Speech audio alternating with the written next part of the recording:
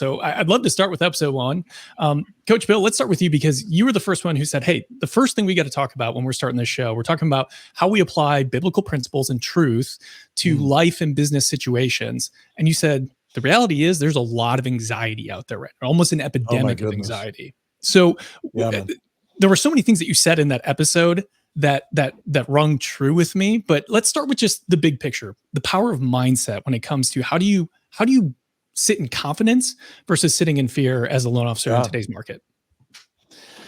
Yeah, well, it is still true. Like not much has changed in the last 30 days. In my experience, I'm talking to people every day inside and outside of my company and speaking to a conference next week. And I just know that it's out there, that pressure is out there, that lack of certainty that I think we had in this industry for so long. And I was looking something up in anticipation of this show that I've quoted a lot, but I never really knew where it came from. And I'm sure you guys have all heard the expression, God don't make no junk. Now, I've looked, I haven't found that specifically in the Bible, but that's because I thought Jesus was quoted as saying that, I think. Right. Well, I'm not sure which version that was, but I do know it's attributed to Ethel Waters, who is a jazz singer. And the line in the song was, I know I'm somebody because God made me and God don't make no junk.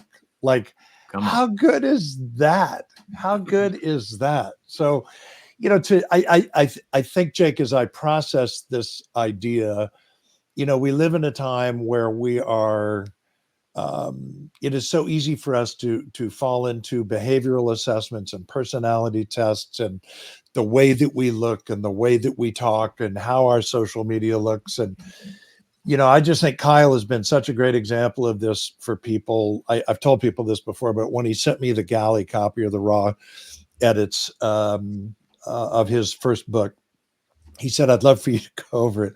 And I gave him some feedback and he said, yeah, coach, love you. But if I make those changes, people are going to know it's not me. It doesn't sound like me. And so I just think that the simplest way that I can encourage people right now, Jake, is to just say, man, if you believe Ethel Waters and God don't make no junk, then you were designed the way that you were designed for a reason. Show up as the best version of you. Don't try to be somebody else. And just kind of embrace that as you move forward. My personal experience is I don't know how to, just like Kyle and Dale, I know you do the same thing. I don't know how to be anybody else. In the beginning, I did. In the early days of my career, I tried really hard to be like my boss, and I emulated him in everything that I did. And later I realized I'm going to be the best Bill Hart I know how to do. And for each of you to be encouraged by that would be my strongest, probably, encouragement to you this morning.